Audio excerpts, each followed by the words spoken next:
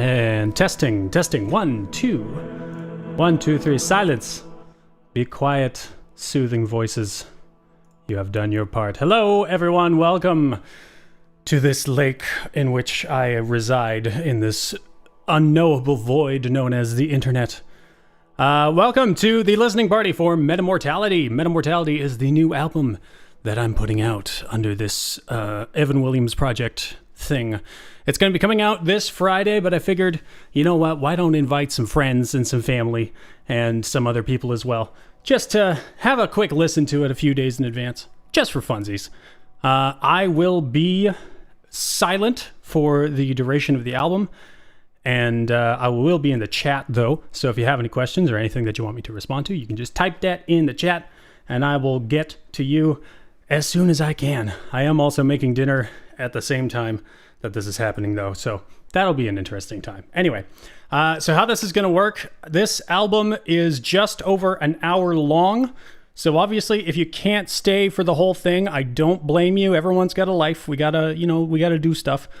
So yeah, it's an hour long, so we'll be wrapping up the actual album just after 7 o'clock, after which there will be a period of question and answer time. So if you have any questions that you want to add to the question and answer time, you can type them in the chat, and I will respond to them later. Oh, Lunar Kohai, hello. It's me, it's your senpai. Evan Williams senpai. Anyway, if you're not familiar with my music, which I assume you are because you're here, but in case that you're not, it is mostly pretty heavy. So if you're not into that heavy kind of stuff, again, that's fine. I don't expect you to stick around. But thank you for being here just at the beginning. And thank you all for coming out and for supporting me throughout this whole project. This has been a very rocky 6 or 7 months doing this album. And a lot of stuff has happened in the entire world and in my own personal life. So the fact that this album got done at all was kind of unexpected. I mean, it was a lot of work. Anyway, enough talking. We're gonna get to the music now. And I do recommend listening with headphones if you got headphones. If you don't got headphones, well, I guess the speakers are fine too. Just as long as you're not listening on a mono speaker, because mono is garbage. Anyway, enough chat. Let's get on with the music, shall we? Have a good time, and I'll see you all on the other side.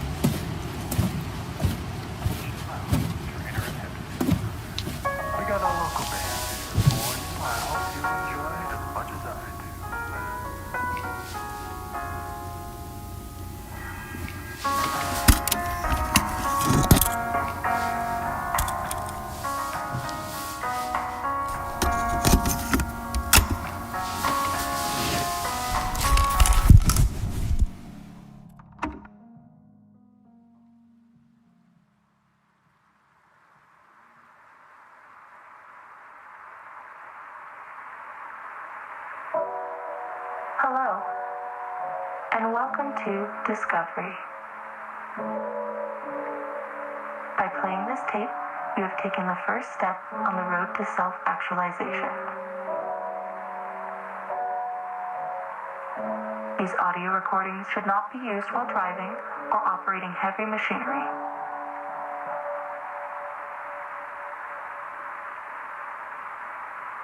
You are about to enjoy a very pleasant, relaxing experience.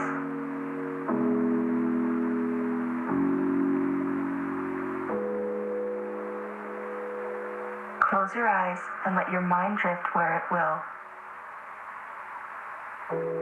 Take a single breath, deeply and slowly. In and out. And again. Without thinking about it, you will soon enter a deep, peaceful trance. It will happen automatically, like dreaming. And just like a dream, when you awaken, you will forget everything that happened. In and out. I would like you to see, in your mind, a maze with high walls. Imagine yourself coming to the entrance of this maze. Now take another deep breath and step through the entryway. You have just taken the first step inside the labyrinth of your mind. The thing you are looking for is here, within these walls. Listen closely. Can you hear it call your name?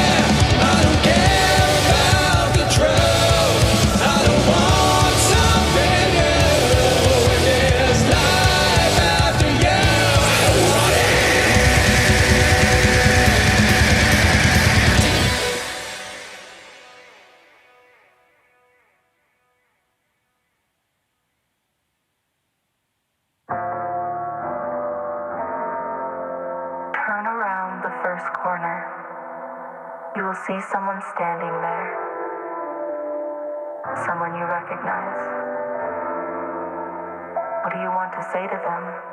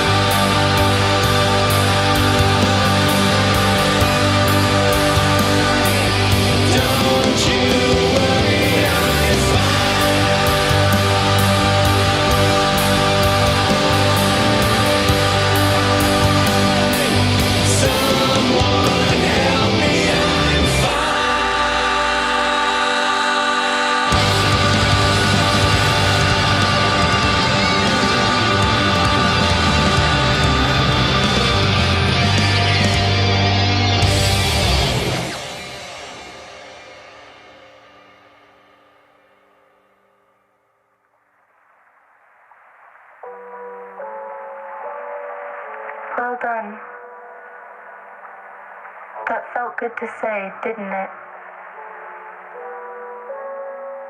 Now Now you no longer need to remember them. Imagine a white light surrounding you. It is flooding you with a sense of strength and well-being. You are stronger now. Make sure to say thank you to this person as...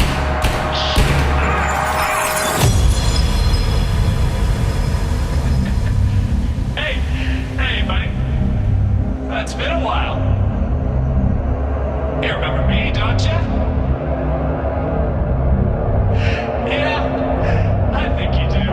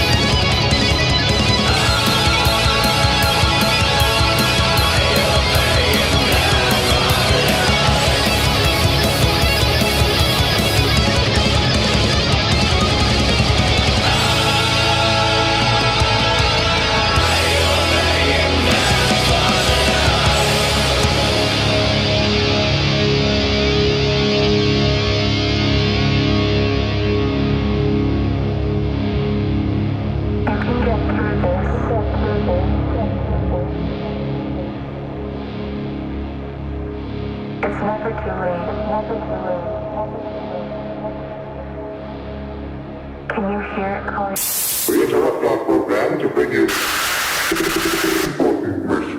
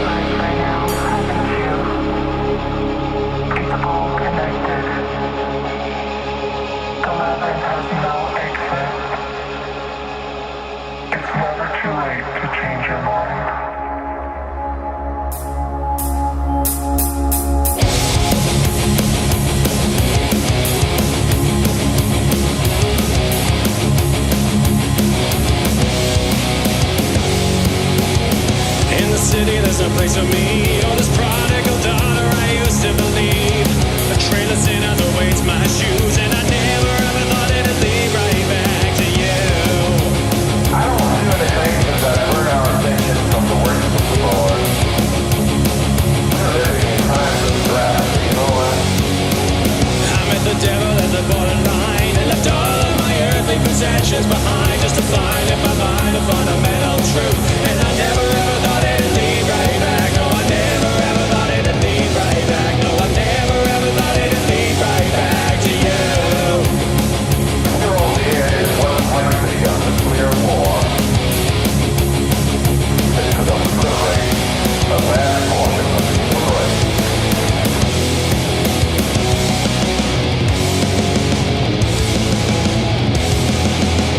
Let's bow our heads before Lord.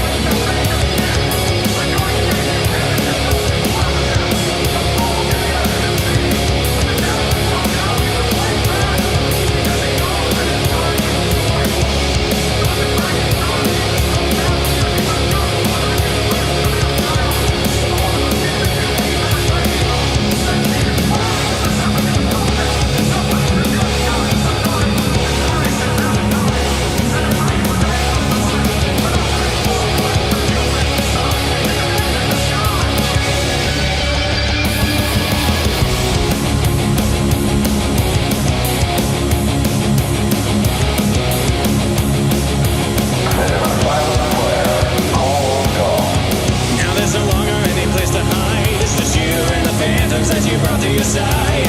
And in the middle is the line you drew. And I never ever thought it'd lead right back. No, I never ever thought it'd lead right back. See, all I ever wanted was to be someone that you wanted.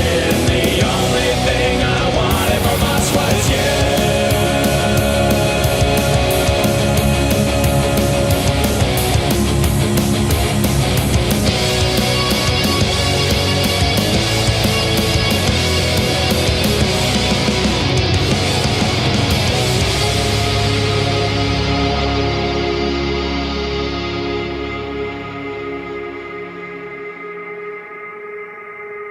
Can you still hear me?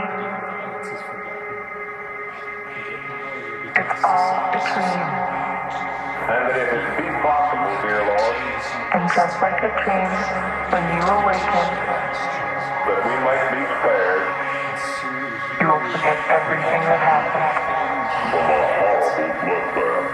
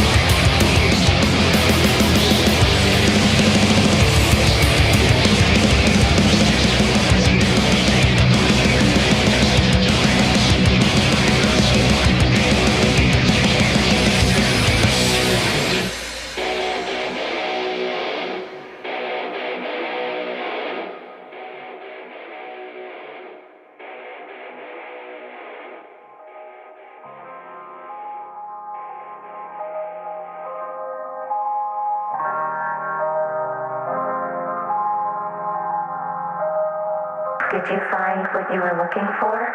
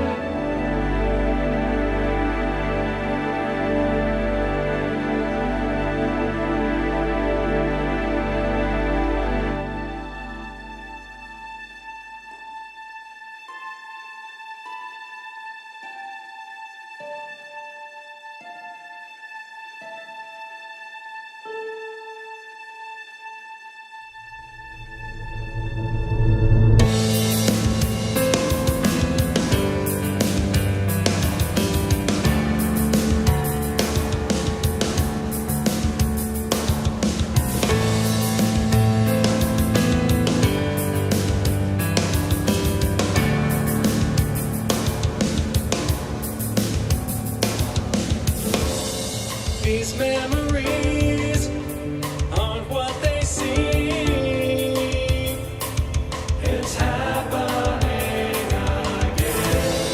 I heard you speak inside my dream. It's been a while, old friend.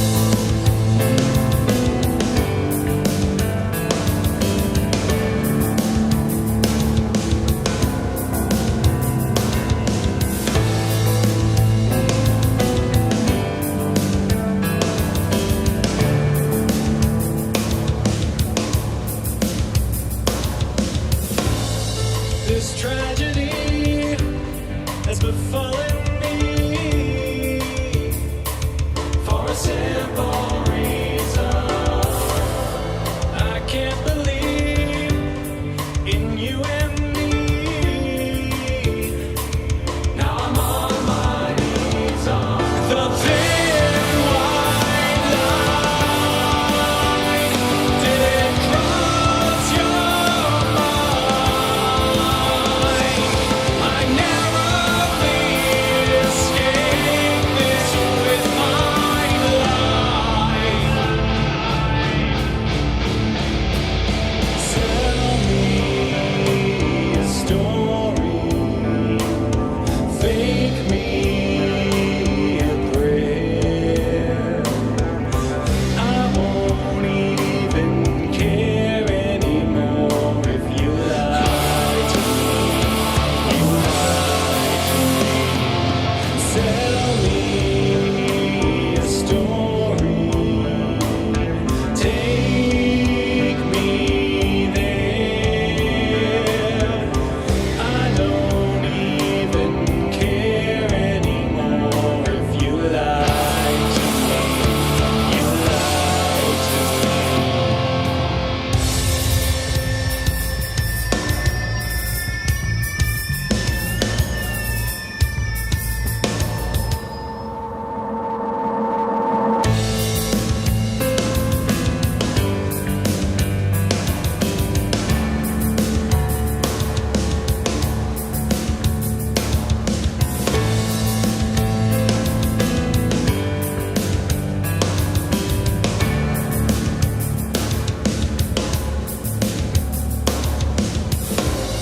Surrounding me as I try to sleep. All the things you didn't say. Your dishonesty didn't set me free. You can go your own way, and I won't go mine. If love is blind, then take my hand and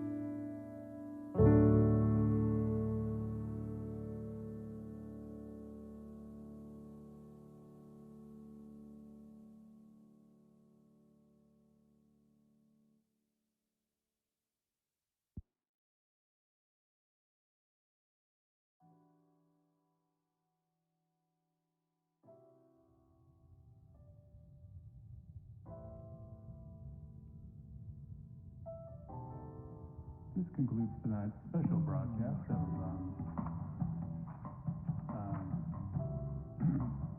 the Absolute One. Ordered the World by a Nuclear Warfare, a radio play by Evan Williams. Well, I hope you had a wonderful time tonight. I know I did. I want to say a personal thank you for tuning in, for supporting your local radio stations. Make sure to follow us on Facebook and Twitter. This has been Jim Trainer of Chill Out with Trainer in Hetfield, signing off for the evening. I hope you have a wonderful rest of your day, and I do hope you have a very, very Merry Christmas. Have a great night.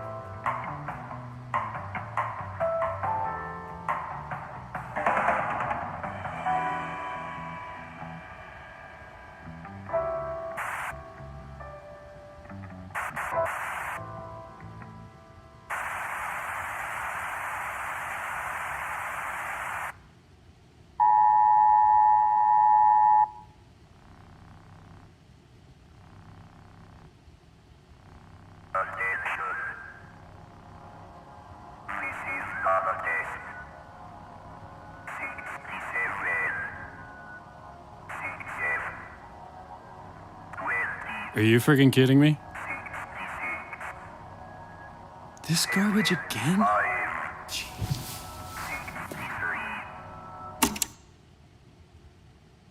No wonder nobody's listening.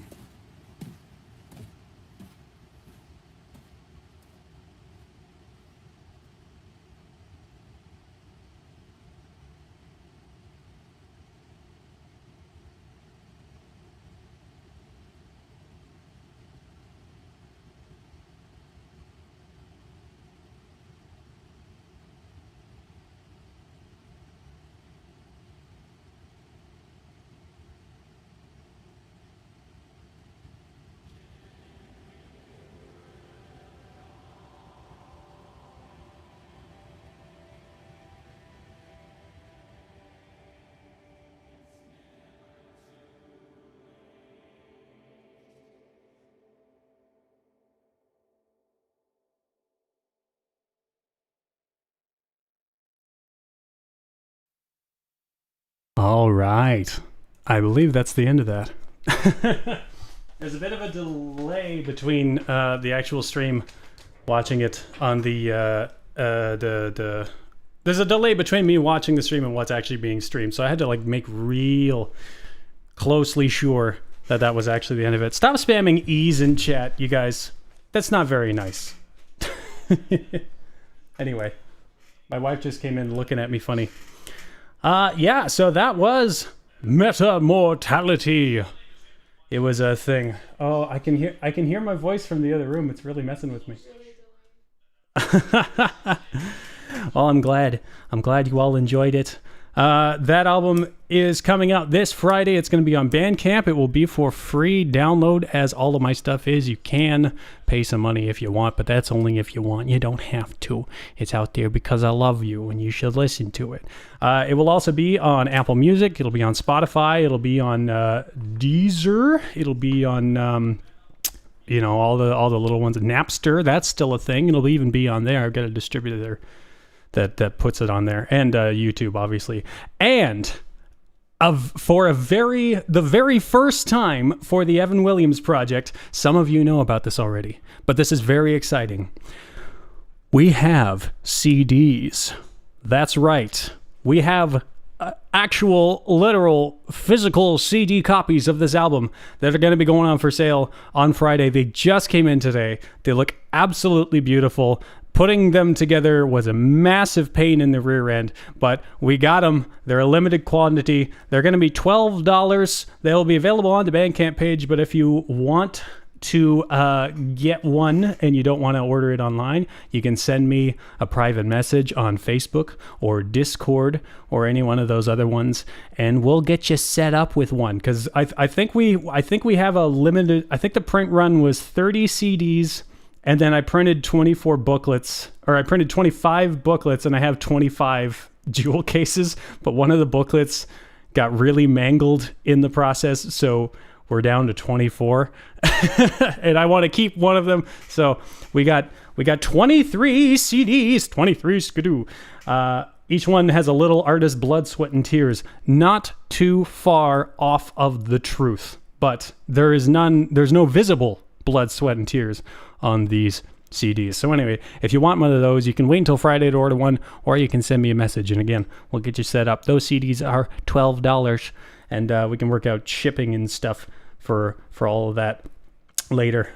Elaine, you were going to get one. You were going to get one. Colin, yes, you can have the mangled one. I will ship that one to you personally at a discounted price of $11.95. And shout out to my mom in the chat who says it was masterfully magnificent. Yes, thank you. I appreciate that. Lunar, who wants extra blood on their CD. Probably, I don't think I can come up with any more, honestly. I'm done putting all of my blood into this album. Can I have it signed? Of course you could have it signed. I don't know why you would want it signed, though, because it's going to ruin the absolutely gorgeous art on the actual CD itself. So anyway, we'll figure that out. So we have come to the question and answer portion of today's show. So if you have any questions that you want answered, you can write them in the chat, and I will read them, and I will write them down, and then I will answer them to the best of my ability. But to start, I do have a couple of questions that are sort of run-of-the-mill things that I'm just going to address, because in case you're not familiar with my work, or what's going on, or who I am, or where you are, or why you're in this house, and where's your mother. Anyway, so we're gonna go through these questions. Number one, who is Evan Williams? And this is a very popular question, because oftentimes people will come up to me and they'll say, "Ooh, I heard you're doing music." And I'll say, "Yeah, I am." And then they say, "What's your band name?" And I say, "It's the Evan Williams Project." And they go, "Why?" And I have to sit there and explain to them this weird thing that I did because I'm a complete weirdo. So here's the story of where Evan Williams Project came from. When I was first starting to write music, which was just a few years ago, I went to go sign up for a SoundCloud account, because SoundCloud used to be a really great system for sharing your music on the internet. It is no longer such. It's much better to put your stuff on Bandcamp or YouTube or even Spotify than on SoundCloud. SoundCloud is a dumpster fire. But anyway, when I first signed up for SoundCloud, I go into the little form that asks you for your email so that you can get signed up. And I put in my email address, and it sent me an email that said, "This email is already in use." And I thought, who is using my email for their SoundCloud? So I went through the password recovery process, which was easy to do because it was using my own email address, so I could recover it. It was not a problem.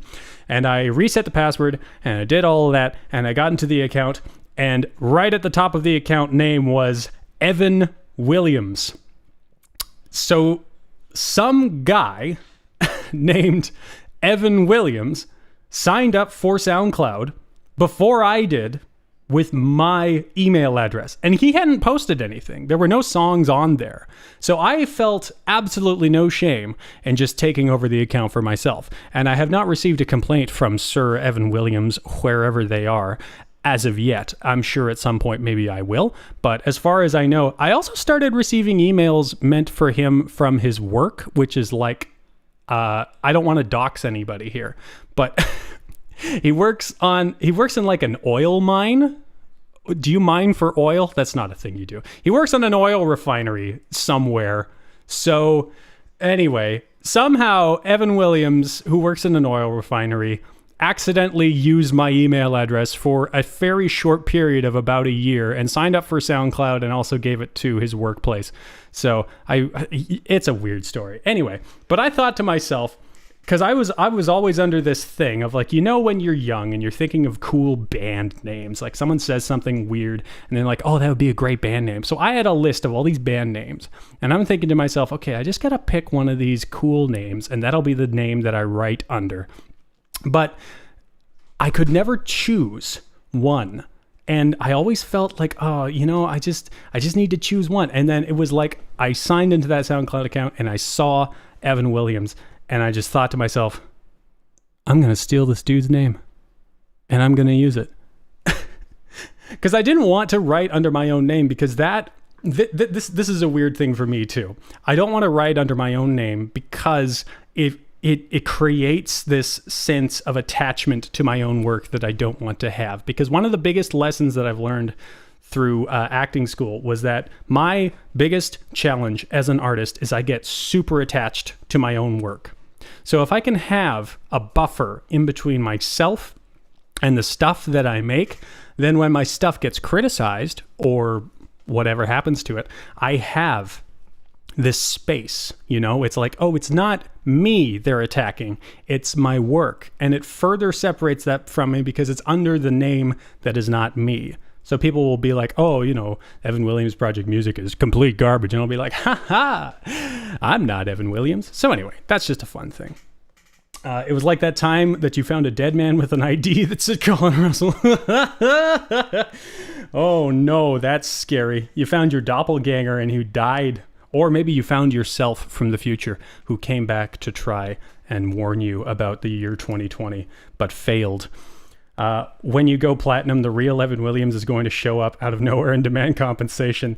I mean, it's not a crime to write under a pseudonym. Like, I don't think you have a case in court, you know. And I haven't given enough specific details about this person. I could just be making this story up, as far as you know. In fact, let's go with that. I just made that whole story up. There is no real Evan Williams. I just decided it was a fun name to write under. So, of course, this whole issue would only be a issue if I ever eventually do go platinum, which, let's be honest, that's not happening. Next question. I believe there was a question from my sister. Sorry, what was that, sweetheart? You wrote things down? Okay. Oh, right. How do I do the multiple voices? I don't know if you can hear my wife in the background, but if you can't, she's written down some questions to ask. So Courtney was asking how about the multiple voices. So yes, all of the voices, it's all me. I don't have any other vocalists. I don't have any other collaborators, period. It would be nice if I did, because the things that I try to do would end up being a lot easier if I had some collaborators to work with.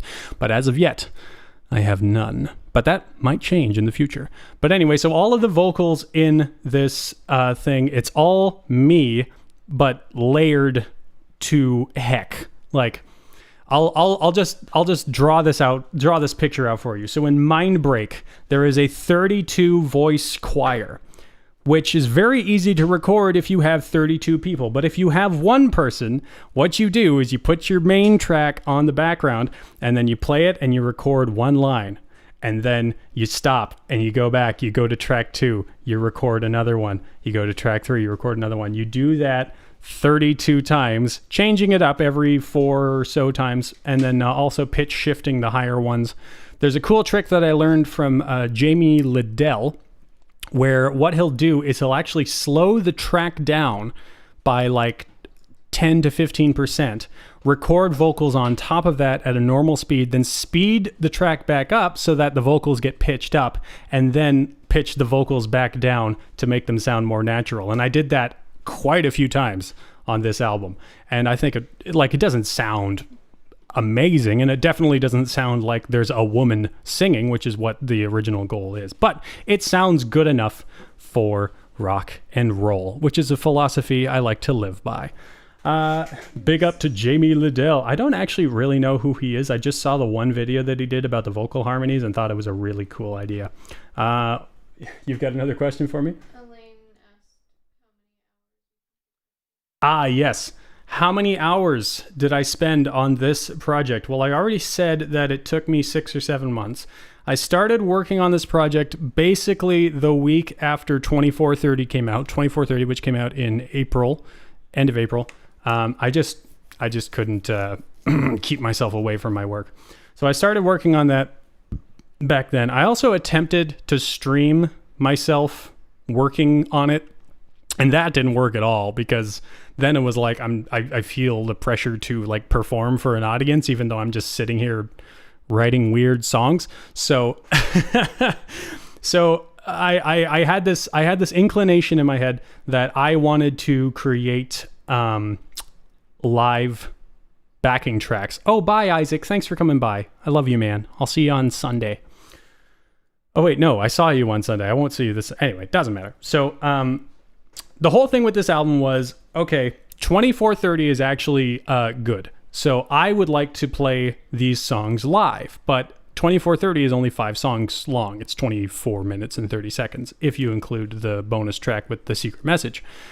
So that's not enough for a live set. So why don't I take some of my older songs and I can play those live? Well, those older songs off of Take Two and Hate Machine sound like complete garbage. So my idea was I'm going to take my favorite cuts from Hate Machine and my favorite cuts from Take Two, and I'm going to remake them to sound nice so that I can play along to them in a live stream format or a live band format, and it won't sound like my backing track has gone through a paper shredder like it would if I tried to play along to Take Two. And then it was like, okay, well, yes, it's just a live track album, but maybe I'll write a couple of new songs in there. And so I started writing METAMORTALITY. And then I was like, oh, I want to do like maybe one other new song. But then I attempted to rewrite Obligation from Take Two. And two people here have heard that version of Obligation, and it's not very good. So we scrapped it. And I was like, well, I don't know what to do now. I don't have another song that I want to remake. And then I was like, I'll just write a new song. And that song became Anabasis. I think that's how you pronounce it. It could be Anabasis. I don't actually know how to pronounce it, but yeah, I'll just say it a bunch of times, whichever one sounds correct. I like to think it's Anabasis, but it's that ended up being the new song. And then of course Mindbreak is the new song. But in terms of how long this took, it was 5 solid months of working on stuff basically every other day, a few hours a day. I used to be able to keep track of my time, but honestly, I get so engrossed in this stuff that I just forget to stop the clock and start the clock. So I have no idea exactly how many hours it took. But I will say, I had every song but Mindbreak done by end of September. And then I thought to myself, I'm going to do Mindbreak. I'm going to take a week and I'm going to write that out because I've already got the idea in my head. Mindbreak took an entire month to write and record. It was the most grueling amount of work I've had to do on a single song, but I think it was worth it because it's my new favorite song. But it's just funny to me because METAMORTALITY, the song, took maybe like 2 weeks to write. And then Mindbreak took an entire month. And this is working on it every day. Like, I did not take a break when I was writing Mindbreak, except for when my wife forced me to take a break because she was concerned about me, which, bless her, very good. So in terms of total amount of hours, I would say an excessive amount. So that's the answer to that question. I have 2 more questions. Yes.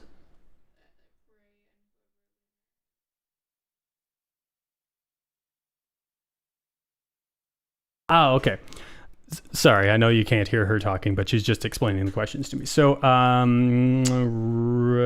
Lunar and Ray both asked about the possibilities of playing these songs live. I can. It's hard, and I end up sweating a lot, but I just need to practice because all of my time for the last 7 months has been spent, sitting in the chair and like clocking in and clocking out these tracks. So like I know how to play them because I was able to get them to a studio quality or a studio-ish quality. But actually standing up, playing the songs, singing along to them, that's going to take some practice. So I'm planning on devoting a fair bit of time now to just playing along to my own songs and really getting them like in the body. And this is not an uncommon thing. I mean, there's tons of bands, like even Metallica, when they first wrote the song Master of Puppets, they couldn't actually play it because how they recorded it was they down-tuned their guitars and recorded it at like 30 BPM slower and then just sped the tape up. And that's what gave that one track its brutal like punchiness and darkness to it, because it was actually just the timbre of the guitars was different than it would be normally. But then they would have to then go and actually learn how to play the song after it's all composed and stuff, and then they can play it live. So it's going to be a work thing, but I do plan on playing all of these songs live, and I do plan on getting some other people to play them live with me, but that's all in the future. What is the meaning, or what is the idea behind metamortality? So there's two things to that. There's Metamortality, the song, and there's Metamortality, the album. I already kind of explained the album was the idea that making live tracks. But the narrative idea of it is the word metamortality. It's not a real word. I made it up. But it's the prefix meta, meaning beyond, and the word mortality, meaning death. So metamortality, beyond death. And the idea behind it was, what do you do when you have certain memories, certain things going on in yourself that no matter what you do will not seem to die? There are these memories that exist in this state of being not actually there, but not actually not there. So this persistent state of being beyond death. That was the whole idea behind it. And it's kind of a gag because it's like, oh, what if these memories don't die? And now here's some old songs that I won't let die. But it ended up being a bit of a bigger thing because, I, like every artist, have my own fair share of personal traumas in my entire life. And these are the sorts of things that when you are going to therapy or you're doing some kind of deep personal work will come up while you're doing that. And a lot of these things exist in that state where it's like, it would be so much easier for my life if this just, if I could just kill that part of myself, if I could just take that little dark place and just let it shrivel away and die, and then I would never have to think about it again. And dealing with that is a big thing for me, and I think it's a big thing for a lot of artists, is overcoming your own personal traumas. So that's what the album ended up becoming.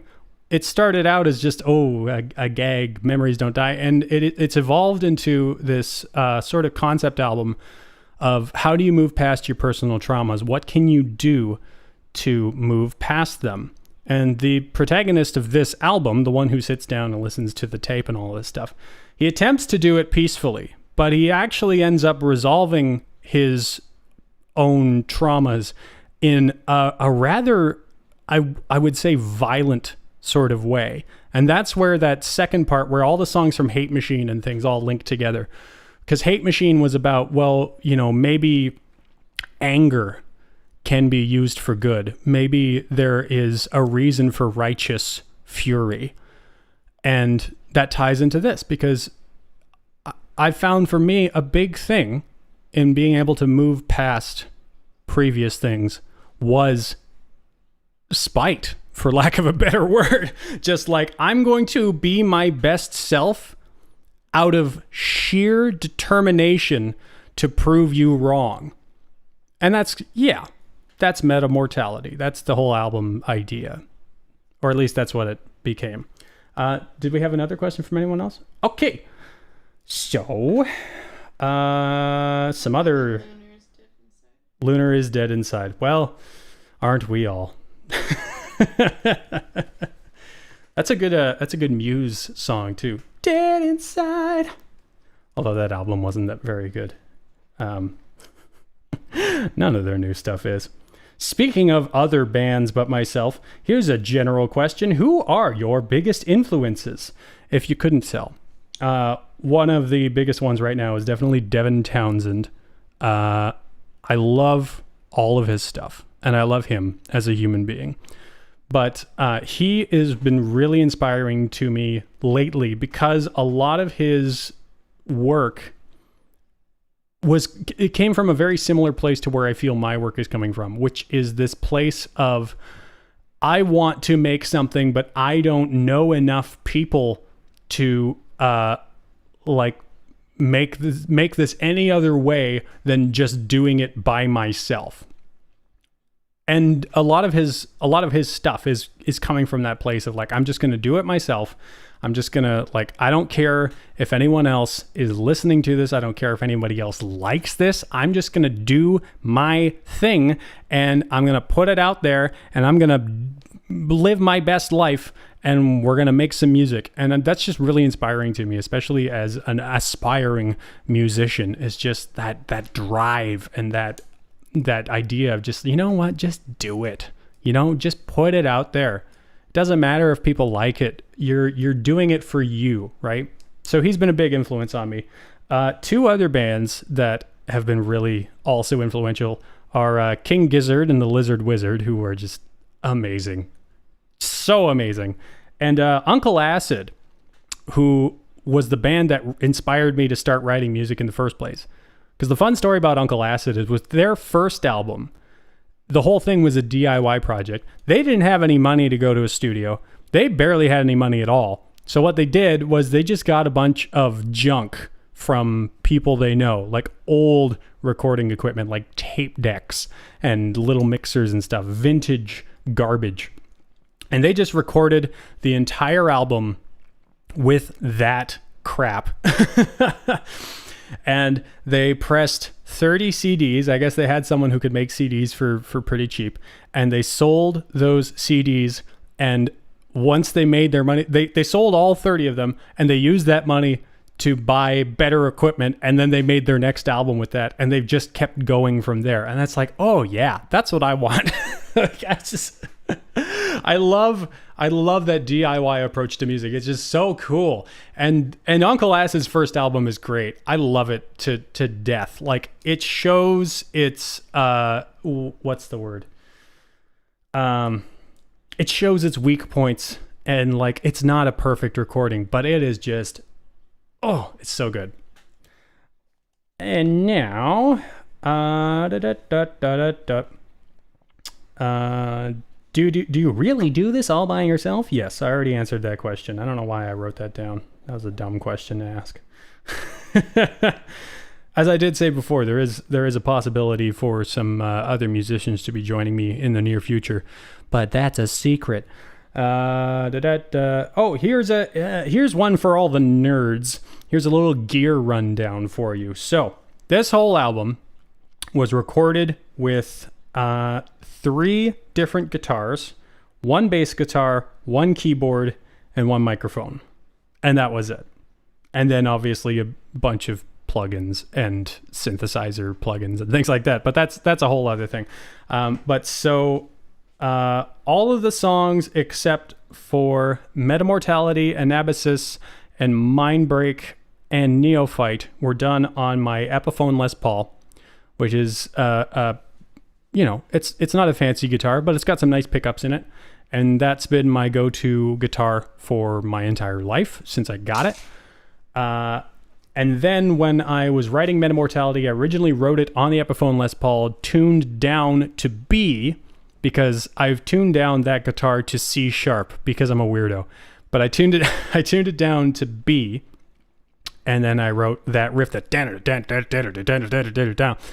But the timbral, I'm using that word right, that timbral qualities of the down tune B string, like when you down tune a guitar string to B, it's loose. Like you do not get the same kind of attack as you would with a normal guitar string. So I was kind of thinking to myself, I kind of want to, I need a 7-string for this one. This is a 7-string song. So I was kind of looking at like 7 strings for sale, but I didn't want to go buy one without trying one. So I reached out to a few friends, and Mr. Arioto, the most beautiful man in the world, said, "Hey, I've got a 7-string. You can borrow it." And I said, "Okay, yeah, sure." So I went over there. This was pre-COVID lockdowns. I went over there and I grabbed the guitar and I brought it home and I redid the entire song Metamortality with the 7-string, and it was just so much better. Like, you got so much more punch to the riffs, and that's what you want.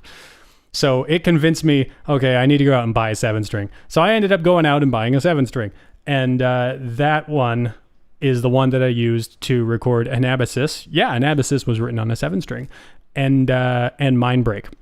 So those are the 2 songs that those appear on. But Metamortality, it's all Elliot's guitar, and it's gorgeous. It's a beautiful guitar. If I had the money and my wife would let me, I would buy it off of him. But I can't. And now I have my own 7-string, so it doesn't matter anyway. I can answer Ray's question. Karen can answer Ray's question of, do you find it hard to make this kind of rock to appeal to people? Are you gonna come over here and answer the question? Or? Just joking. You're just joking. Okay. You can answer it. Okay. Do I find it hard to make this kind of rock to appeal to people? No, because I don't care. That wasn't gonna be my answer. Oh, what was going to be your answer? Yes. Yes. Okay. Yes. Okay. Yeah. Like let's get real for a second here. If you're an artist, the main thing you want is for people to like your stuff. Like, let's just throw that out there. This is not a controversial opinion.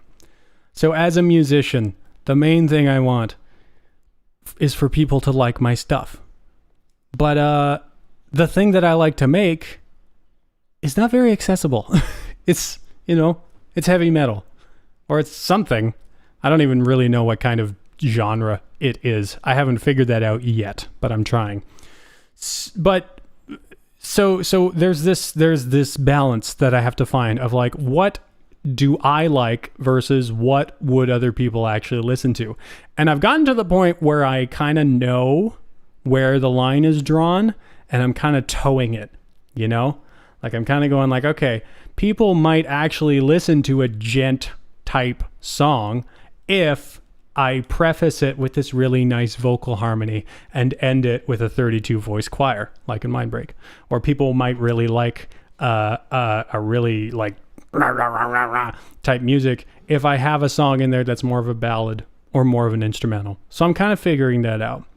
But the nice thing too is that I'm not really, I'm open to trying all sorts of new things. And that was the whole thing with November too, is going like, you know what? I don't want to just make heavy metal stuff. Like, I would love to branch out and try some other things. And that's the beautiful thing about this whole thing is like, I can literally, I have the freedom to do whatever I feel like doing. And like, who cares if people like it? Because somebody is going to listen to it. At the very least, my wife and Ray and Colin and my sister are all going to listen to it. And you know what? That's good enough. That's good enough for me. That's fine. Because I love all you guys. And everyone else. Yes, I love everyone else in here too. Huh?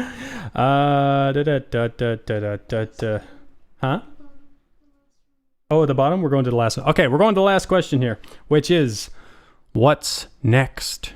What's on the docket? Well, let me tell you. Number one is I probably am going to try and get a new microphone. That's my top priority at the moment, because this microphone, it's fine, but it's not like a studio quality microphone. So I have been saving my money, and I am looking at a nice Shure SM7 that just looks gorgeous. But I'm going to wait until after Christmas too, in case my wife has a weird mental breakdown and decides to spend $550 on a new microphone for me, which I know she's not, but just in case. Why are you giving me that look? Anyway, so I would like to get a new microphone. I would also like to get some removable acoustic treatment in this room, because this is a basement and it's very echoey, and just like a bass trap there and there and there and there. I know you can't see where I'm pointing, but just like couple of removable bass traps just to kind of dampen the sound a little bit will really help with the vocals, because the vocals are honestly the weakest part of what I'm doing right now. And you do what you can, right? Oh yeah, Boxing Day sales. Yeah, got to keep my eyes open for that. I was looking at Black Friday, and no one had any good sales for Black Friday. I didn't buy a single thing on Black Friday, I'm proud to say. But actually, that's not true. I went and I bought a record, but that wasn't even on sale. That was just because I wanted it. It wasn't on Friday either. It was on Saturday. Quilts and carpets. See, I was thinking that, but that also requires that I hang something on the wall. And we've had some bad experience with that, so not planning on doing that. But in terms of what's next in project work. So, you remember how I said that the whole thing with this album was I want to record some tracks to perform live to? Well, I'm not done. I have a whole bunch of other songs, mostly from Take Two, because, there's some good ones on Take Two, that I plan on doing remakes of, and then I'm just going to quietly release those as well. I'm not going to make a big to-do out of it. I'm not going to write any new songs for it. It's just going to be like a little extra addendum to this project, just like 7 or 8 other songs from that era that I would like to play live because they're good. But that's not a high priority. What is a high priority is a top secret project that I haven't really shown anyone. And it is... It's funny, actually, Ray, that you ask about making accessible music, because this next one is going to be accessible music. It's going to be about 5 or 6 tracks. They're going to be more singer-songwriter vibe, no distorted guitars. All very smooth and chill. It's going to be a very relaxed feel, a very lo-fi feel. And it's all going to be new songs. Well, I'm thinking of also doing like one from Take Two on that one. But anyway, so that's next. I don't know when I'm going to start working on that, because honestly, I kind of need a break. Like, this year's been such a mess.